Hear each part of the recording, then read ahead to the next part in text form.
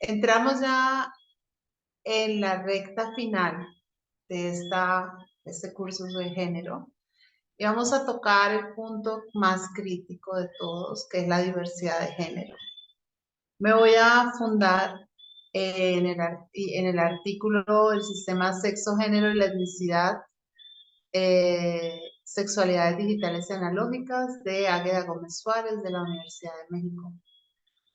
Y el objetivo que me va a trazar, no es otro que el que ella se plantea, es saber si los sistemas sexo-género son modelos universales y transculturales o bien responden a las dinámicas culturales y cosmovisiones propias de cada sociedad. El dominio simbólico es la pieza clave que explica y mantiene el orden genérico, es decir, la valoración del mundo femenino y del mundo masculino, es parte del dispositivo que garantiza el orden sociosexual. Eso lo dice Maurice Godelier, un antropólogo que va a trabajar estas temáticas, que trabaja especialmente el tema de las identidades. Bien, cuando nosotros empezamos a ver todo esto, esta cultura queer, esta cultura que habla de un género fluido, de un género que no está adscrito a unas condiciones sexuales específicas, nos sentimos desorientados. O sea, no es compatible esta comprensión de la realidad con el modelo de mundo en el que nosotros crecimos. Nosotros crecimos en un modelo de mundo binario y donde además era extrañísimo y durante mucho tiempo no concebíamos ni siquiera la posibilidad de una relación homosexual. O sea, las personas que tenían una sexualidad diferente no estaban a la luz. Así que nosotros hemos sido de las generaciones que se han problematizado todo lo relacionado con esto de la identidad, la expresión de género, el sexo biológico, la orientación sexual. Las generaciones más jóvenes no tienen muchos problemas, no tienen problemas porque no tienen una orientación religiosa tan dogmática o tan fuerte, y porque han crecido en un contexto social que vehicula prácticas educativas que hacen visible la diversidad del género, que no plantean que el género tiene una única forma de expresarse. Nosotros hemos hablado de elementos que son importantes, que tienen que ver con la identidad de género, o sea, esa que quiero volver a revisar conceptualmente, porque aunque son conceptos que ya hemos transitado, no son nuestros conceptos más cercanos.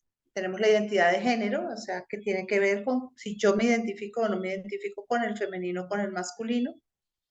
Abre la posibilidad de que yo nazca dentro de una categoría sexual, por ejemplo, la femenina, pero pueda no sentirme afín con esa categoría sexual y, por tanto, tenga una identidad diferente. Señala la identidad de género que el género no está vinculado a la biología, sino a la cultura. Que como biológicamente nacemos como machos o hembras, pero culturalmente nos convertimos en hombres o mujeres dentro de unos conceptos o unos criterios que son históricos. Tenemos la expresión de género, que hasta ahora se plantea básicamente en tres categorías: femenina, andrógina y masculina, donde el andrógino es la combinación de los otros dos. También puede haber una tendencia en el andrógino a la neutro, ¿no? A lo totalmente neutro. El sexo biológico aparece también representado fundamentalmente en hembra, macho, o lo intersexual. Sabemos que biológicamente los cromosomas nos determinan como machos o hembras.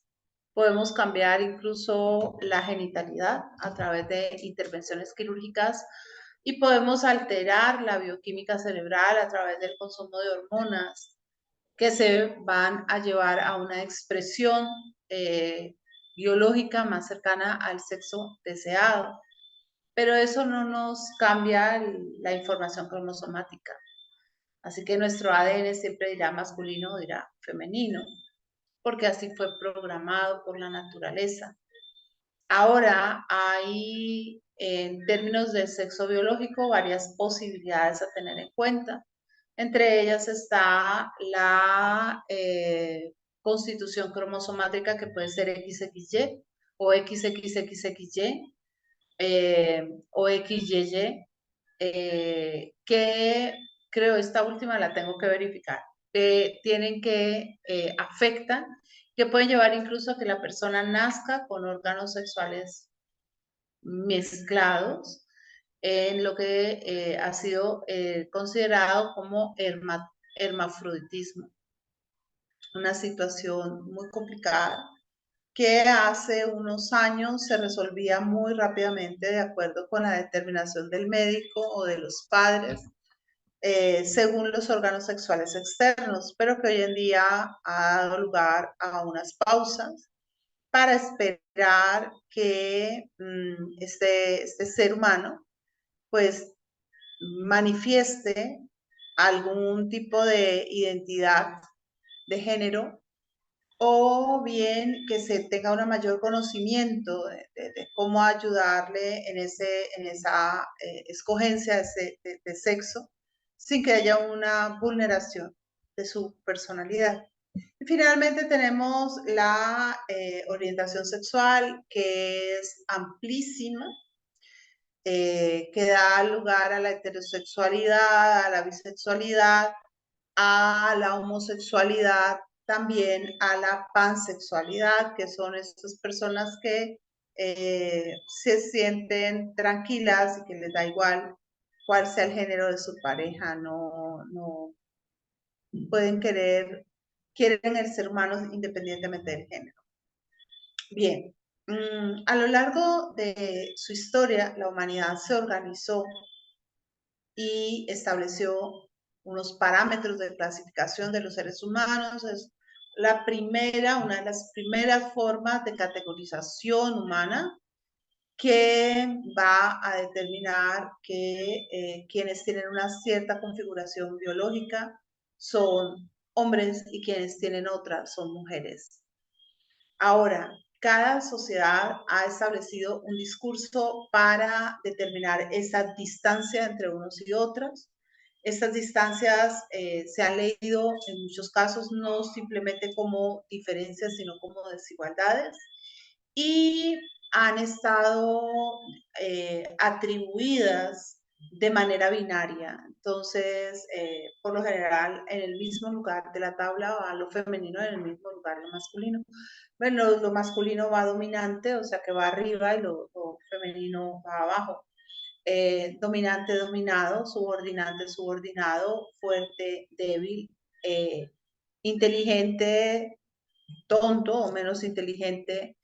Van a poner también, por ejemplo, fuerte, débil, y así sucesivamente. Va creando unas tablas de valor que van a traducirse en unas formas de interacción social, en una manera particular de estar en el mundo y que constituyen entonces lo que se llama un sistema sexo-género, que es un conjunto de acuerdos por el cual la sociedad va a transformar la sexualidad biológica en productos de actividad humana y las necesidades, y va a establecer la manera como las necesidades sexuales pueden o deben ser satisfechas. Va a establecer categorías señalando, por ejemplo, que el único sexo permitido, admitido y considerado legítimo es el binario, es decir, el que se da de manera heterosexual y obviamente va a condicionar en qué momentos de la vida eso se puede hacer, bajo qué condiciones. Y de esta manera, digamos que la sociedad ordena no solamente la orientación del género, sino la forma de realización del sexo, la manera de vivir el sexo. Bien, para poder abordar de una manera sistemática la forma como se organizan los sistemas sexo-género, Pierre Bourdieu, que es otro antropólogo fantástico, desarrolló una serie de estudios y tomó como punto de partida a los bereberes. Los bereber del norte del África son un grupo humano que tiene un sistema de orientación, de clasificación sexo-género, que está fundado en lo que se llama el sistema digital. ¿Qué pasa? Que hay dos maneras de aproximarse al sexo y género, una es el digital y la otra es el analógico. Vamos a hablar originalmente de en qué consiste cada uno de ellos, porque vamos a revisar unos sistemas digitales y vamos a revisar unos sistemas analógicos. Yo pienso, mis niñas, que este ciclo va a durar todavía, o sea, este mes, es decir, unas 4 clases. Si queremos terminar de salir bien de esto, yo lo recomendaría para que podamos revisar todas las aristas de esta situación. Bueno, entonces empecemos por hablar de qué es un sistema binario. O sea, un sistema binario es el que se ordena en códigos que son 1, 0, 1, 0, 1, 0, 1, 0. Son sistemas más rudos, más duros en su clasificación. En ellos la realidad está vista desde esa posición de oposición o exclusión. Esto le corresponde al masculino, el femenino está excluido, esto le corresponde al femenino, el masculino está excluido. Estos sistemas digitales han cambiado mucho debido a las condiciones históricas que hemos vivido, sobre todo la humanidad, especialmente las mujeres. La postura de las mujeres en la historia se modifica radicalmente, especialmente desde el siglo XVIII. Ya en el siglo XVIII, sobre todo finales del siglo XVIII, con la discusión de las mujeres que participan en la Revolución Francesa, o mujeres que participaron en la Revolución Francesa a ciegas, eran mujeres del pueblo, iban con el pueblo a pedir lo que consideraban justos para el pueblo. Pero hubo otro grupo de mujeres que estaban allí pensando, valorando, ponderando y reflexionando en el sentido de, bueno, nosotras estamos contribuyendo igual que los varones, porque no vamos a tener las mismas libertades o las mismas posibilidades que los varones. Y estas mujeres empezaron a dar la pelea, la mayoría de ellas terminaron en la guillotina, como es el caso de Olimpia de Gaudes, y muchas más. Pero se abría un camino que no se limitaba a Francia, también se dio en Inglaterra, en Estados Unidos, en Canadá, vamos a ver, en Australia y demás, donde las mujeres empezaron a revisar el lugar que se les daba en la sociedad, y este lugar cambió mucho más radicalmente a partir de las dos grandes guerras. La Primera Guerra Mundial implicó un paso al frente para las mujeres, no tuvieron opción, era una necesidad histórica, los hombres se habían ausentado y muchos de los lugares que ellos dejaban vacantes tenían que ser ocupados por ellas. Luego de la Primera Guerra Mundial, las mujeres retrocedieron, dieron un paso atrás, volvieron a sus lugares, en las casas, con los niños, en ámbitos mucho más controlados, pero la situación histórica siguió siendo apremiante, primero con la crisis del 29 y luego con la Segunda Guerra Mundial. Después de la Segunda Guerra Mundial, las mujeres no pudieron volver a retroceder o no quisieron volver a retroceder. Cambió completamente el estatuto femenino, y al cambiar el estatuto femenino empezó a cambiar el discurso sobre el género. Aparecen personajes como Simone de Beauvoir, que va a decir justamente eso: no se nace mujer, se llega a serlo, planteando una ruta de desarrollo del pensamiento que es la de que el género y el sexo no son correspondientes naturales, sino que una cosa es la determinación biológica, que no se puede cambiar o transformar por completo, y otra cosa es la determinación cultural, que es la que dice qué podemos y qué no podemos hacer dentro de uno u otro género. Bien, dentro del concepto de el género, o sea, el sistema digital de género, El género está codificado, está categorizado, hay unas variantes que no se mueven, que son finitas, pero a pesar de tener la idea de ser inamovible, hay que decir que como se trata de un fenómeno humano y está asociado a sociedades humanas, sí se transforma. Y se transforma en la medida en que las mujeres vamos cambiando. Se transforma en la medida en que vamos dando curso a nuevas prácticas, a nuevas posibilidades. Por ejemplo, en el siglo XIX, una mujer, una señorita, era una persona frágil, vulnerable, delicada, que no debía someterse a deportes o a prácticas agitadas o violentas.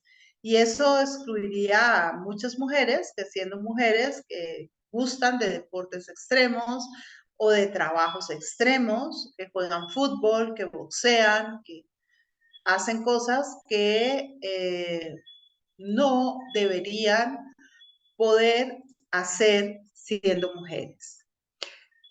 Por otro lado está la sexualidad analógica. Esto quiere decir que las divisiones son borrosas, son ambiguas, son inestables, líquidas, ambivalentes, espontáneas, plásticas, simultáneas, complejas, permeables, fluidas.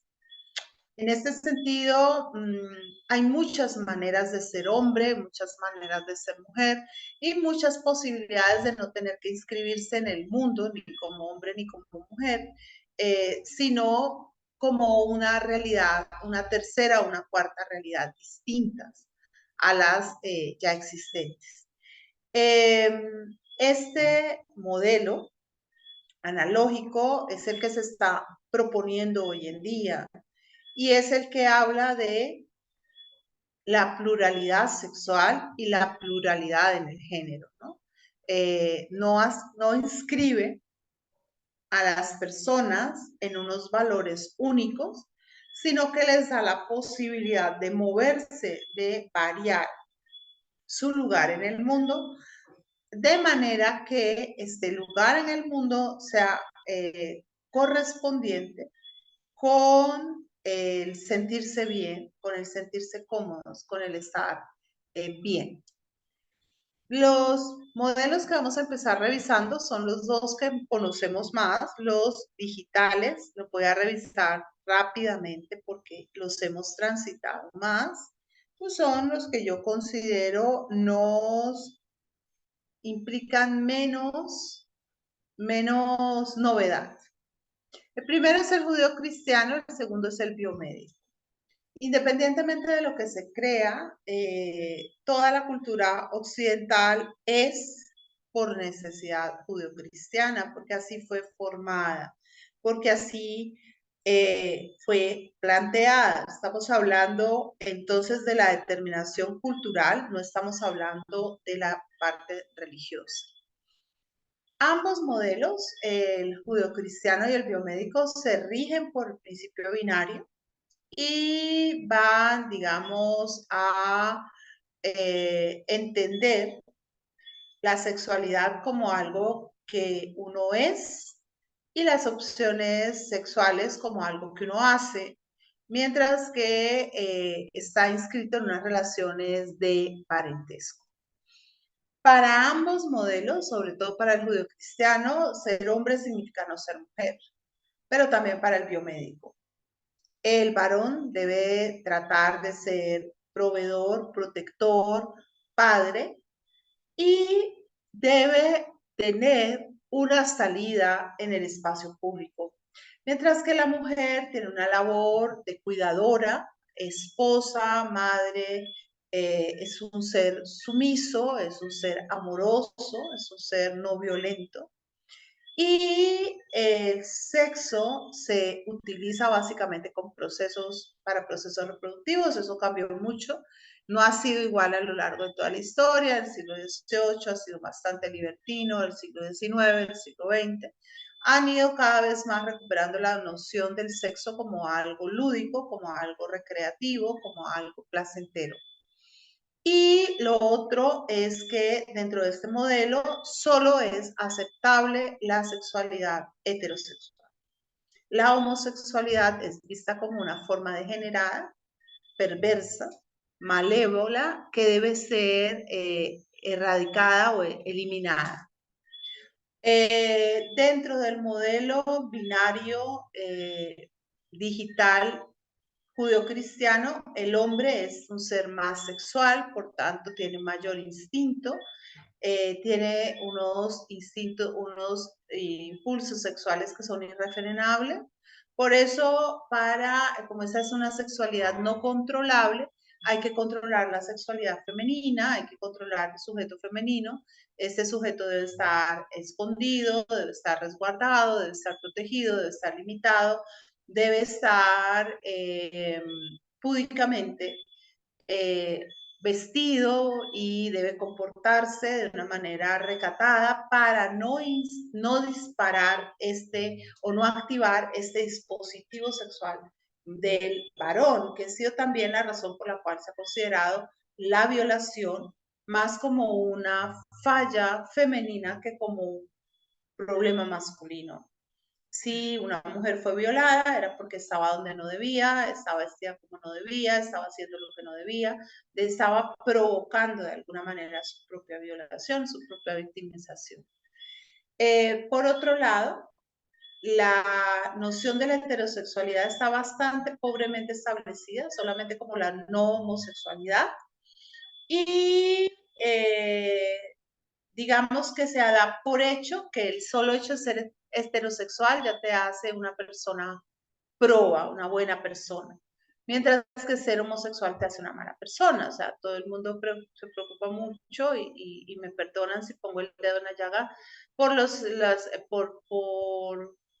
qué tanto abuso puede haber en un niño o en una niña si es adoptada por una pareja de homosexuales, sobre todo hombres. Pero no piensan qué tanto riesgo puede correrse con una familia heterosexual. Esas son las falacias de nuestra sociedad. Por ejemplo, siempre se parte de la idea de que a nosotras las mujeres, bueno, eso nos conviene en cierta medida, nos revisan menos, nos paran menos la policía, nos piden menos veces papeles, no nos ponen mucho problema para ir de pasajeros en una moto porque se asume que somos mujeres y que somos inofensivas. Eso es una gran falacia, eso es una gran mentira. Sí es cierto que hay menos propensión de las mujeres a los actos violentos que los hombres, pero no, hoy por hoy eso está cambiando y está cambiando precisamente porque se han desplazado los lugares de género. Ahora, igualmente, yo no puedo pensar que porque una persona es heterosexual, entonces se tiene una conducta sexual adecuada, porque puede ser un pedófilo heterosexual y abundan. Entonces, es algo que vale la pena empezar a considerar y a tener en cuenta. Aquí tenemos el esquema de este modelo. Voy a, voy a profundizar en las características, no me voy a demorar mucho en eso. Dice, el hombre es proveedor, protector, padre, tiene el poder falocrático, es activo, es hipersexual, es público, es fuerte y es un ser para sí mismo. Nadie le va a pedir a un hombre, oh, no hagas eso, quédate por el bien de tus hijos o por el bien de tu familia, pues en el sentido de renuncia a una posibilidad de desarrollo personal. O sea, no tomes ese trabajo porque te va a tomar mucho tiempo y entonces, ¿qué va a pasar con tu hogar? Bueno, hoy en día eso está siendo revisado, pero antes ¿no? Antes era la voluntad del Padre, era la voluntad de Dios. La mujer nutridora, maternal, dependiente, pasiva, afectiva, doméstica, débil, una mujer, un ser para los otros. Y se pensaba que entre el uno y el otro había una complementariedad perfecta, pero esta complementariedad supone imponer a uno u otro unos parámetros de relación muy estrechos y unas formas de renuncia muy graves, además de inaceptación.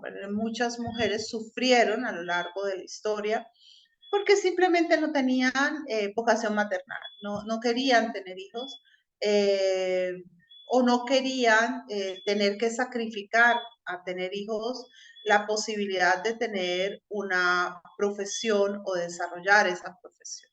y se veían muy señaladas porque lo primero era, bueno, ¿y cuántos años tienes si no te has casado y no vas a tener hijos? ¿No? Como si el no tener hijos fuera un pecado mortal, ¿no?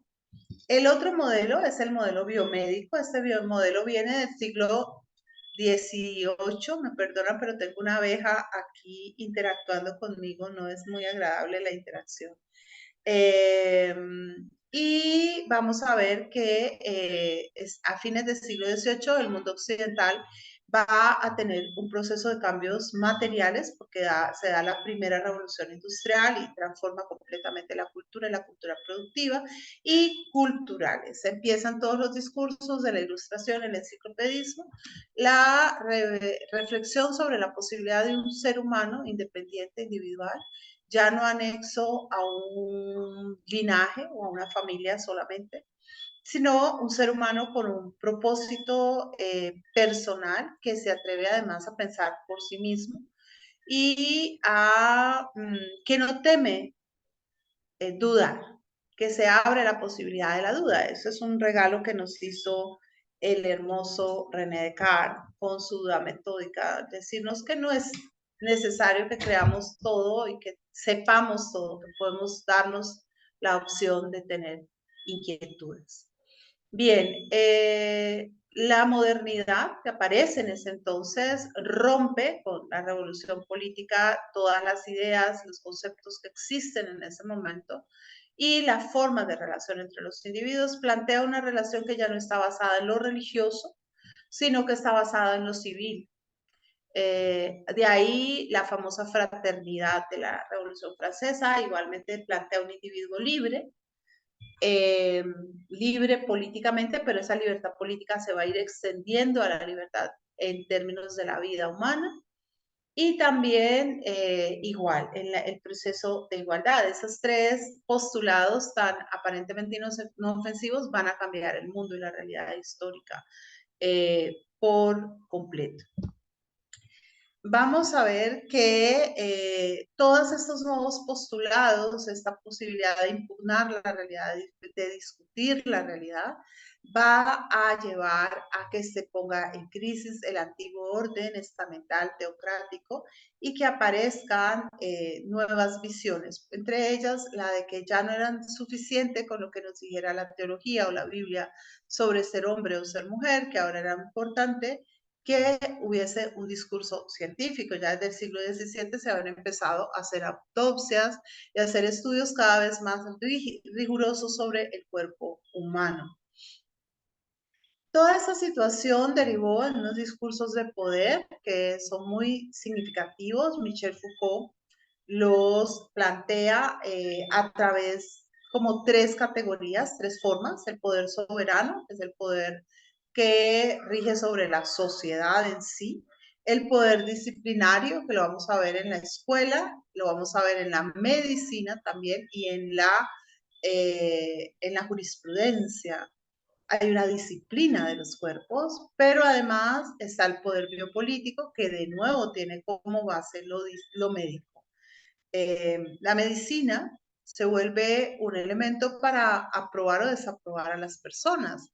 Hasta el siglo XVII las personas se enfermaban y bueno, había un médico que intentaba sanarlas y si se enfermaban era razón divina, o sea, Dios había mandado la enfermedad para que el individuo, para castigarlo, para que aprendiera algo, para que elevara su espíritu. Pero a partir de las prácticas médicas de los siglos XVIII y XIX, la medicina establece unas categorías a partir de las cuales somos más o menos aptos, a partir de las cuales somos más o menos normales y establece entonces unas formas de acuerdo con las cuales nosotros podemos estar dentro del cuerpo social.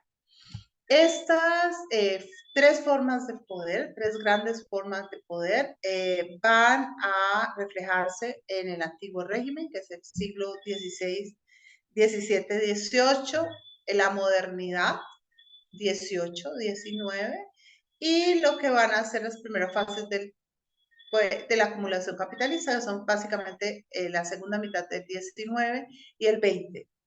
y estas formas de relación de poder se van a dar, se van a estar interconectadas.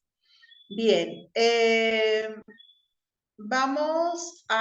está repetida, vamos a ver que cuando Foucault habla del famoso concepto del biopoder, lo que va a señalar es cómo el poder soberano sobre la muerte va a pasar a ser o va a desplazarse hacia el poder normalizador y regulador sobre la vida. O sea, ya lo que al soberano le interesa no es solamente tiene poder para decir quién vive y quién muere, sino que ahora hay un poder nuevo que nos dice cómo podemos vivir, cómo debemos vivir. Y en este sentido, las poblaciones deben someterse a unas nuevas regulaciones que hablan de salud, de higiene, de natalidad, de longevidad, de razas, bueno, de todo. Todos pasamos a ser parte de grandes estudios médicos y estudios clínicos, y de esta manera a nosotros nos van a señalar qué tan bien relacionados estamos con nuestra especie y qué tan aptos somos, ¿no? O sea, en ese momento Foucault pues no está tomando en cuenta algo como lo que van a hacer los nazis, pero hasta allá se va a llevar, ¿no? Hasta tomar medidas para saber si una persona sí corresponde o no corresponde con un biotipo étnico o racial. Bien, en el siglo XIX ya la sexualidad no es una cuestión moral, es una cuestión de salud mental y de salud biológica.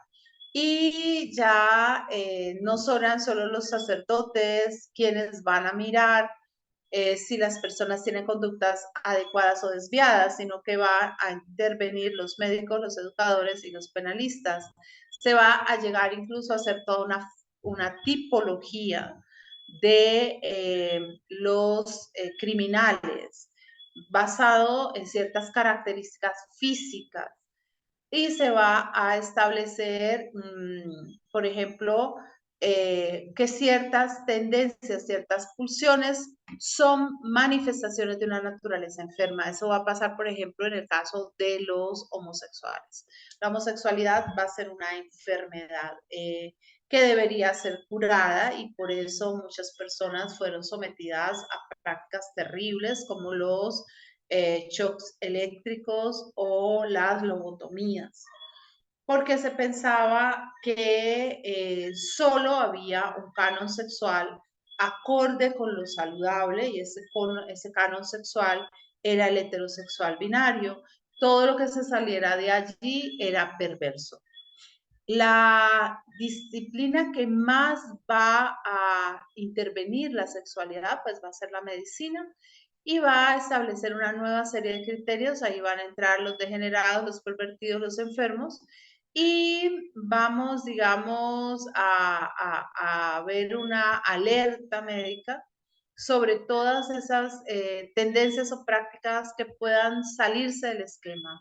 Y que la idea es entonces sanar a estas personas, recuperarlas para el redil en la medida de lo posible, y si no, ponerlas fuera donde no puedan contaminar o no puedan dañar al resto. Bien, lo sexual va a entrar entonces en todas estas clasificaciones, donde tenemos, por ejemplo, las filias, las parafilias, la zoofilia, la gerontofilia, ay Dios mío, se me fueron, pues la pedofilia, todas esas formas que se van a considerar lesivas, que se van a considerar dañinas. En el esquema biomédico, la concepción del hombre y de la mujer va a cambiar. Ambos van a ser vistos como individuos, como ciudadanos, como seres libres, autónomos, como compañeros con unas funciones afectivas, sociales, domésticas, y van a ser vistos, sí, en una comprensión de una coordinación o de una apoyarse mutuamente para lograr un bien común. En los otros sistemas que vamos a ver ahorita, las concepciones son muy distintas. Las concepciones son otras y nos van a ayudar a pensar hasta qué punto lo que hemos considerado como universal y unívoco es realmente universal y unívoco. Hasta qué punto no es simplemente mayoritario o dominante o algo que se ha establecido durante mucho tiempo, pero no es la única manera de ver la realidad. Vamos a mirar el patrón sexo-género del Mediterráneo, que es el de Bourdieu. Vamos a ver el patrón zapoteco del istmo de Tehuantepec, el modelo de Raramuri del norte de México y el modelo de la India, que es el que estamos viendo aquí con una de estos miembros del tercer sexo en la India. Pero antes de pasar a ver esos, vamos a tocar un modelo que es muy interesante, es el modelo México o Nahuatl, que tiene la característica de ser bastante rígido, de ser bastante parecido al occidental, ¿no? Porque para que también veamos que no solo en el contexto judeocristiano se da una concepción de sexualidad así rígida, ¿no? Hay otros lugares donde aparece. Los náhuatl o los nahuas prehispánicos, o los aztecas, eran un pueblo muy particular, un pueblo que practicó una cierta eugenesia, es decir, siempre buscaron la superioridad, la superioridad racial, la superioridad en cuanto a los individuos, que fueran individuos saludables, que contaran con una serie de condiciones que se consideraban favorables. Eran un pueblo bastante ascético, muy duro en sus conductas, comían poco, dormían poco y tenían una conducta sexual de gran control. Ellos consideraban que lo que hacía vivir a las personas era la fuerza vital, la sangre y el corazón. Y era una fuerza caliente. Entonces su sexualidad y su forma de entender la realidad está relacionada con un principio de diversificación o de dualidad frío-calor. Ellos creían que del semen provenían los huesos, la médula, porque uno de sus mitos, el mito de Quilaxtli, señala que este dios había formado el primer hombre moliendo los huesos de Quetzalcóatl, que Quetzalcóatl había robado del inframundo y sobre los cuales él había sangrado su miembro. Los náhuatl ofrecían sacrificios de sangre permanentemente a sus dioses y uno de los sacrificios que tenían era atravesar la lengua con lo que eran espinas de las espinas del nopal o atravesar los hombres su pene o las mujeres sus pezones. Bien, para la cultura náhuatl, el sexo está regido por un orden y ese orden se basa en un principio de templanza y de discreción. Se consideraba que los estrados superiores más elevados tenían la posibilidad de disponer una sexualidad menos controlada y podían tener un régimen de poligamia los hombres, mientras que los sectores más subordinados, los sectores más bajos, debían ordenarse monogámicamente. Asimismo, para los sectores altos se consideraba que un hombre podía tener relaciones con una mujer soltera, un hombre casado con una mujer soltera sin que fuera adulterio, no así una mujer casada con un hombre soltero. Lo que señala el orden de que la sexualidad femenina, una vez en el matrimonio, era de prerrogativa, era una prerrogativa de uso masculino. La concepción y la fecundación eran fundamentales. Ellos no son tolerantes con la esterilidad. la mujer que es estéril es devuelta a su casa y ocupa un muy bajo nivel en lo social. Se considera la esterilidad como un castigo de los dioses. Ellos pensaban que cuando una pareja era bendecida con un embarazo era porque la pareja fundadora, Homoteclutli y Homosexual, las estaban, digamos, bendiciendo. Y esta era, el embarazo era entonces se daba gracias al semen, que era considerado como el simiente de la generación. Y vamos a ver que todos ellos no tenían la noción de que el sexo fuera algo malo, pero sí creían que el sexo estaba fundamentalmente circunscrito a la reproducción. Es decir, que era un don de los dioses para que los seres humanos se reprodujeran fundamentalmente. Tenían una fuerte insistencia en la monogamia, en el repudio del aborto, en el repudio de las mujeres estériles, en el repudio del celibato y también de la separación. No veían con buenos ojos que una pareja se separara. Asimismo, repudiaban la homosexualidad y a las mujeres disolutas, a las alcahuetas, a las prostitutas, que quedaban, digamos, muy reprimidas y muy marginadas dentro del cuerpo social, pero que existían, ¿no?, dentro del cuerpo social.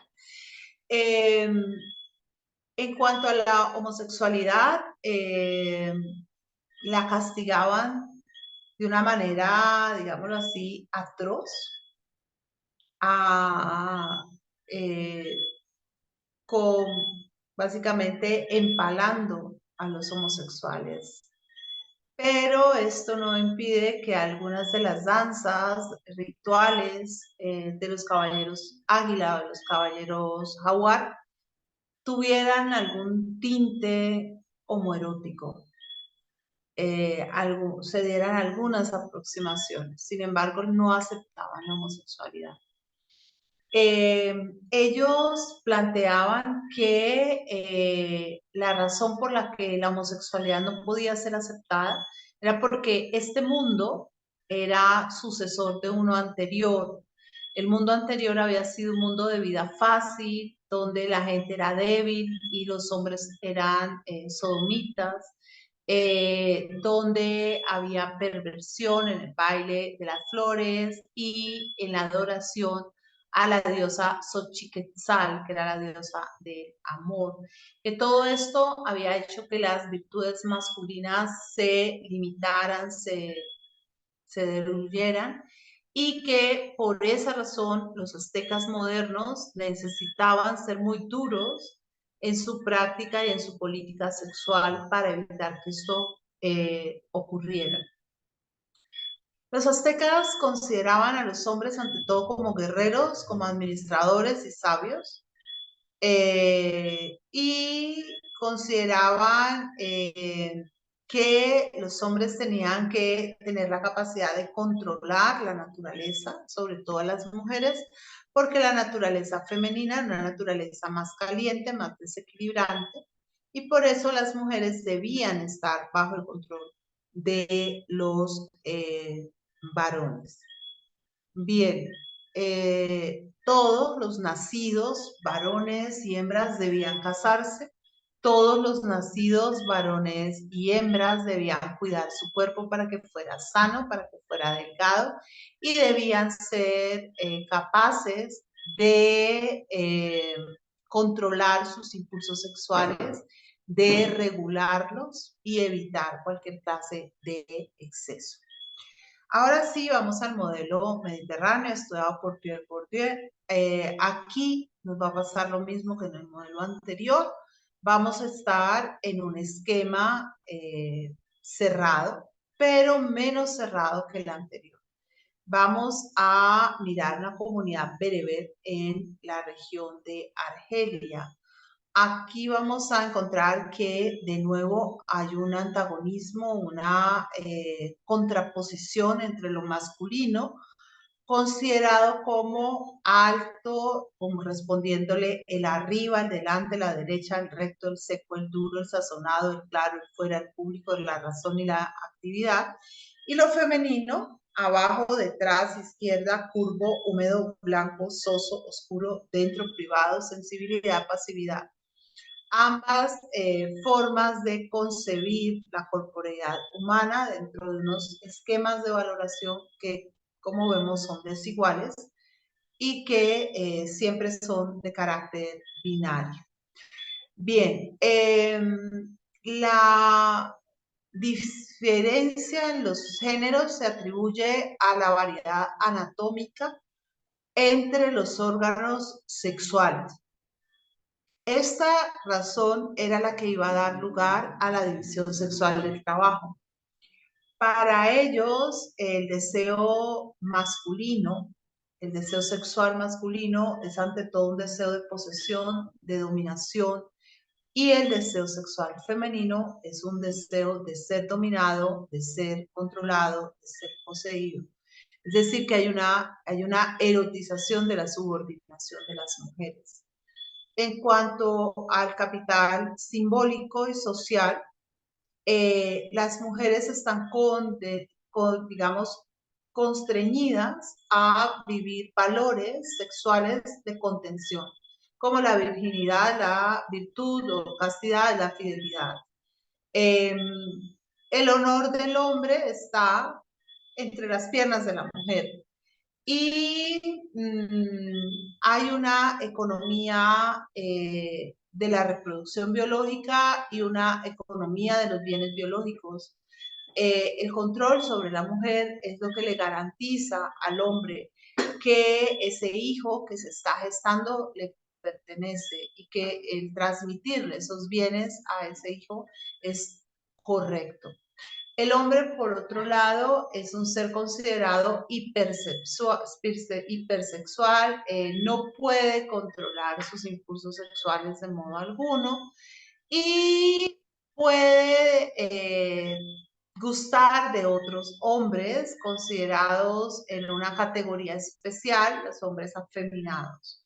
Esta comunidad bereber, que es una comunidad bastante restrictiva en sus formas, bastante cerrada sobre sus creencias, sobre sus percepciones, sin embargo, da lugar o abre espacio a una tercera categoría de hombres que pueden ser transgénero, que pueden ser simplemente estar transvestidos y que son tolerados y aceptados. Se considera homosexual al hombre que se transviste, pero no a el hombre que tiene relaciones con él, que puede seguir estando dentro del rango de la heterosexualidad y dentro de la monogamia.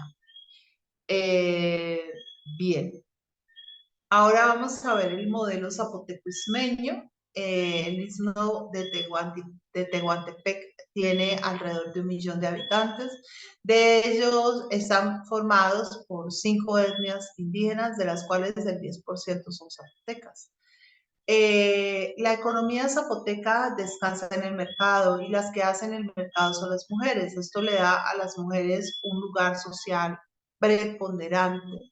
Las permite estar en una condición de excepción, y les permite ser ellas las que regulan las relaciones de reciprocidad y las relaciones socioeconómicas. Esto hace que la mujer sea la fuerte, la mujer sea la que tiene el dinero, la mujer sea la que tiene la casa, la mujer sea la que toma las decisiones, la mujer sea la que propone matrimonio, la mujer sea la que puede despedir al hombre y la casa es de ella, ¿no? O sea, es algo bastante fuerte. En el istmo de Tehuantepec aparecido también un tercer género de los homosexuales. Los homosexuales hacen parte de la vida de esta comunidad desde muy antiguo. Hay registros de su existencia desde el siglo XVI y se les da el nombre de muxe. Los muxe son hombres afeminados que, como estamos viendo, se maquillan, se ponen flores, se visten como mujeres, son cortejados por otros hombres, son requeridos por otros hombres, son regalados por otros hombres.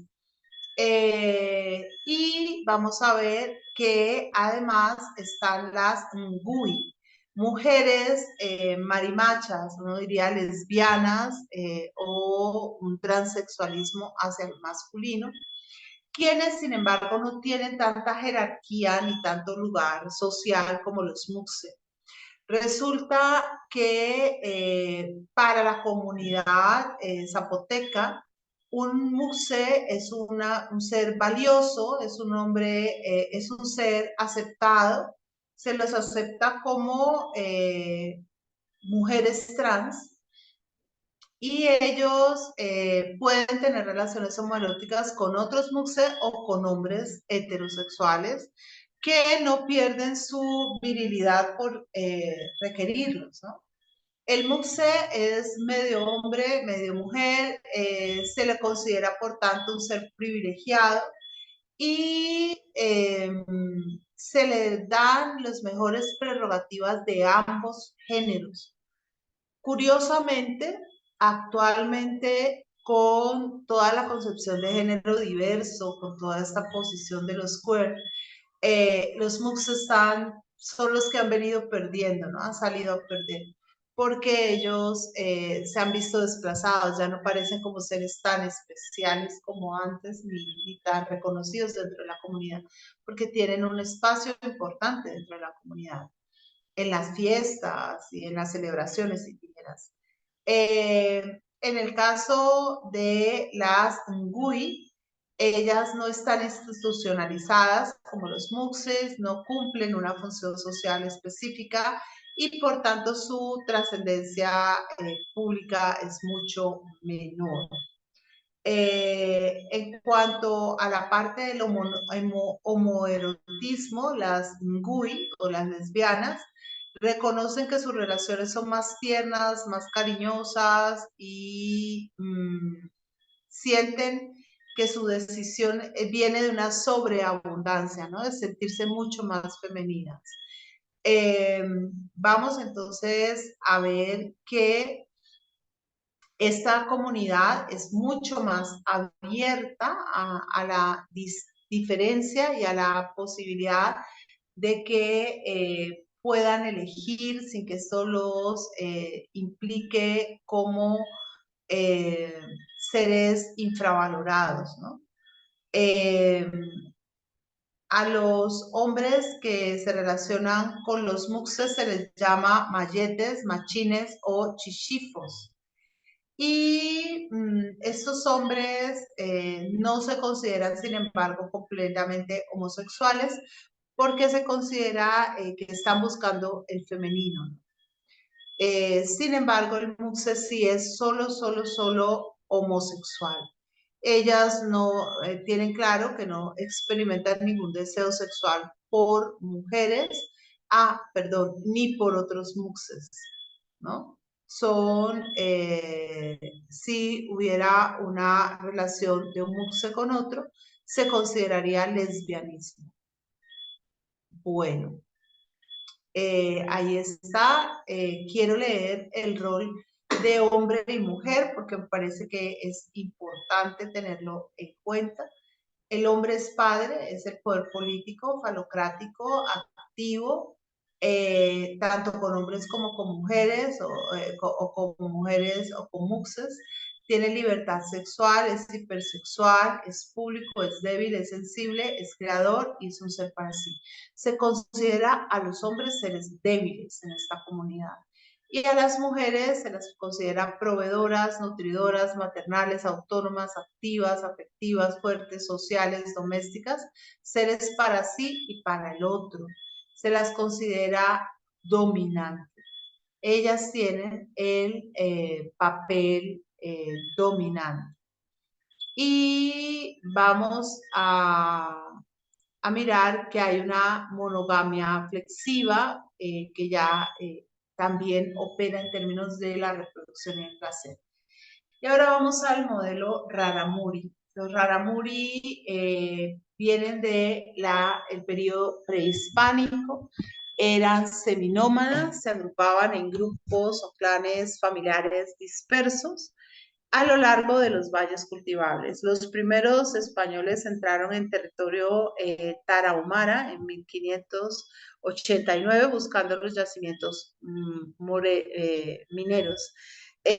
Resulta que entre los raramuri hay una condición que ayuda o procede a que se dé esta apertura en lo mental frente al sexo y tiene que ver con el hecho de que su dios fundamental, Ryosi, es un dios que tiene un elemento masculino llamado Onuruame y un elemento femenino denominado Eyeruame. Entonces es bisexual, bigénero. Y esto hace que pues sea más fácil pensar en la posibilidad de la bisexualidad o de la transexualidad entre los seres humanos. En algunas regiones de la sierra se habla de que el sol es la mujer porque es la que da calor y la que anda trabajando todo el día. En esta comunidad las mujeres son las más productivas, las mujeres mantienen una línea fuerte de trabajo e incluso cuando dan a luz no se acuestan, ellas siguen trabajando. Mientras que el hombre es la luna porque trabaja de noche o madruga temprano para ir a los terrenos. Para los raramuri es muy importante cuidar su alma, que es con llamada aregua. El alma es la fuerza, es lo que le da vida al ser humano. Y el hombre posee 3 areguas, pero la mujer tiene 4 areguas. Por eso la mujer es más fuerte que el hombre y es también la que tiene los hijos y es también la que trabaja mucho. En este, digamos, sistema hay un dominio masculino, pero hay una gran flexibilidad en las relaciones afectivas y sexuales. O sea, esa masculinidad no se afirma exactamente de la manera en que se afirma en otros sistemas binarios. En esta sociedad, la mujer está muy limitada. La mujer no puede ser propietaria de la tierra, la mujer no puede participar en las asambleas ni en ningún cargo político. Ella debe abandonar la casa con sus hijos en caso de una separación. Ella sufre la violencia machista por parte de sus parejas, se casan muy jóvenes, entre 12 y 13 años. El hombre es más deseado, o sea, se desea tener hijos antes que hijas, y las mujeres no reciben ningún tipo de ayuda, ni apoyo, ni atención particular, ni durante el embarazo, ni durante el parto, ni durante el posparto. Ellas siguen trabajando después del parto. En cuanto a las relaciones homosexuales, hay una cierta libertad en términos de ese erotismo. Esto se da de una manera no totalmente abierta y podemos encontrar que hay familias que son polígamas, donde hay un hombre que tiene varias esposas, pero para poderse casar, cada esposa tiene que dar su consentimiento y a cada esposa le corresponde una casa. Y también se encuentra hombres que tienen, una mujer que tiene varios esposos. Es algo que también se acepta socialmente, es menos frecuente, pero se acepta.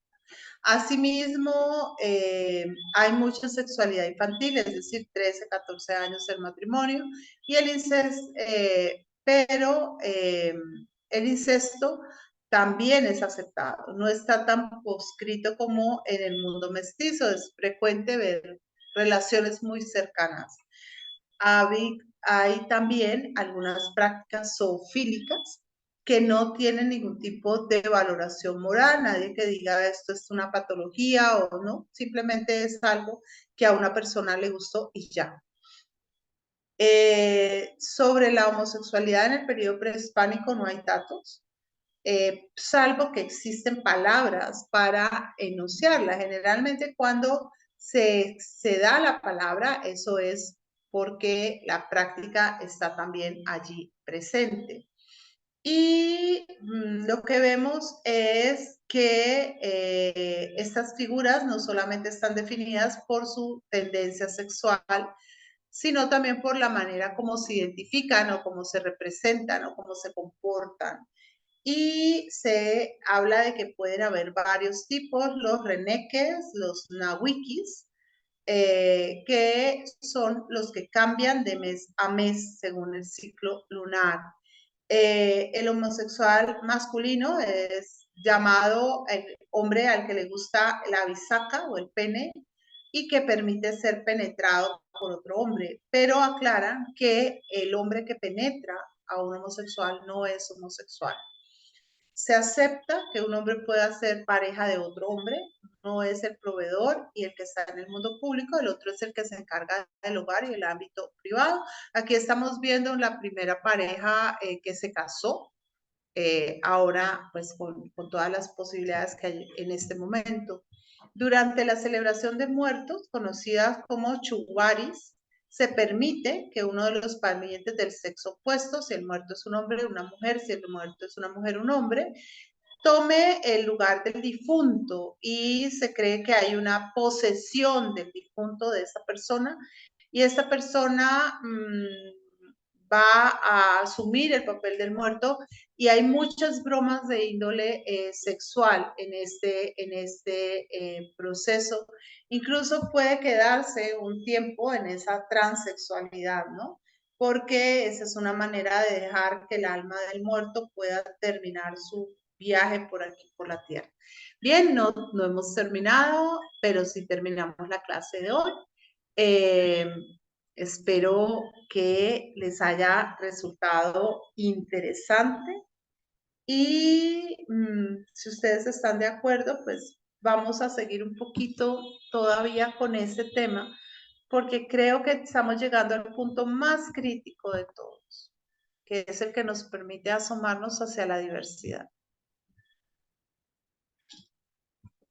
Mario, no te oímos. Estás